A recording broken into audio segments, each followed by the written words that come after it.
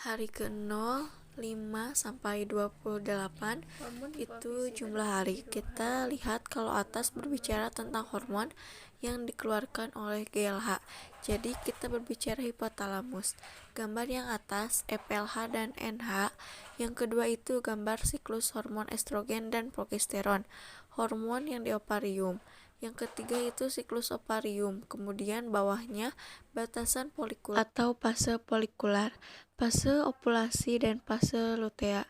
Dan yang bawah itu keadaan uterus atau siklus menstruasi.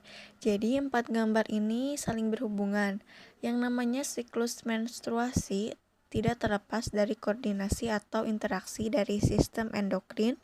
Yang mempengaruhi sistem endokrin ada hipotalamus, hipofisis, dan ovarium.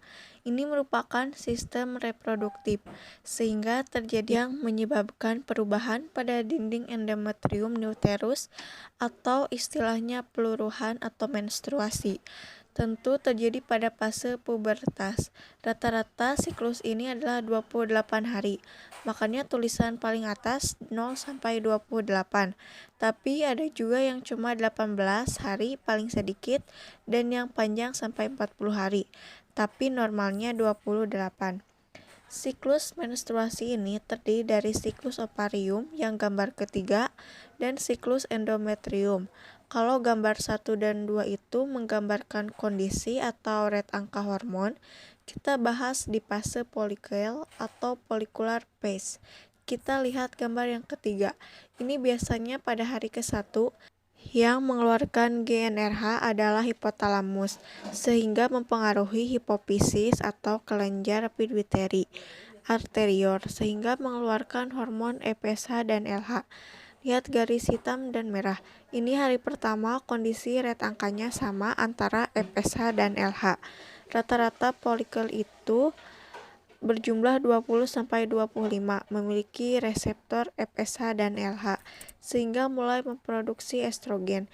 Jadi FSH dan LH atau istilahnya bereaksi mempunyai reseptor yaitu estrogen, sehingga menghasilkan hormon estrogen. Jadi GnRH mensekresi FSH dan LH. FSH dan LH ini mensekresi estrogen, sehingga estrogen tinggi di dalam kadar tubuh. Inilah yang menjadi sumber makanan sel telur, sehingga folikel primer itu sel telur tumbuh dan membentuk ruangan menjadi folikel sekunder. Ada di fase growing. Kita lihat LH dan FSH estrogen mulai meningkat. Nah, peningkatan estrogen dalam plasma darah tentunya akan menghambat FSH dan LH. Ketika kadar estrogen makin tinggi akan mengirimkan sinyal pada GnRH, sehingga FSH dan LH tidak dikeluarkan lagi hormonnya. Tentunya akan menghambat pertumbuhan folikel, kecuali folikel yang akan dilepaskan pada saat ovulasi. Jadi semua folikel di dalam tubuh perempuan distimulan dulu, tapi yang akan tumbuh hanya satu. Kadar estrogen yang terus meningkat pada fase pertengahan folikel menyebabkan hipofisis meningkat, produksi LH.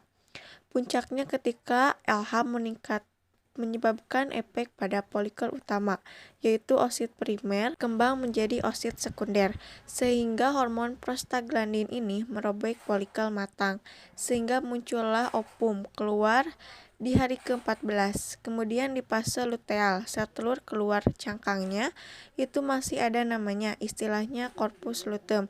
Sifatnya adalah menghasilkan hormon progesteron. Kita lihat gambar yang kedua.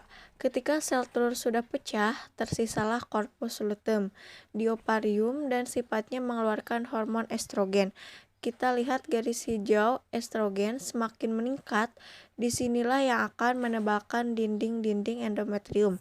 Kadar LH menurun, menyebabkan corpus luteum mengalami kemunduran, berubah menjadi corpus albikan, menyebabkan umpan balik pada hipofisis, sehingga hipofisis mulai merangsang siklus baru. Kita lihat di siklus uterus di hari 0, yaitu fase menstruasi. Biasanya berlangsung 4-5 hari. Hari ke-1 ini permulaan siklus atau hari 0. Dimulainya fase folikel. Jadi kalau di ovarium mulai tumbuh di endometrium, mulai peluruhan. Menstruasi masih berlangsung. Sel-sel dalam endometrium membelah memperbaiki endometrium. Kemudian fase folikulerasi jalan pada saat mulai tumbuh estrogen meningkat. Estrogen merangsang proliferasi endometrium sehingga menjadi tebal dan merangsang pertumbuhan kelenjar dan pembuluh darah. Jadi estrogen ini mematangkan ovum, juga menebalkan dinding endometrium sampai meningkat di puncaknya hari ke-14. Semakin tinggi estrogen, semakin tinggi endometrium. Kenapa tebal? Karena untuk mempersiapkan apabila terjadi nidasi atau implantasi sel telur ketemu sperma bisa menempel. Jika tidak ada pembuahan, artinya sel telurnya tidak ada yang membuahi. Ini masuklah ke fase sekretory.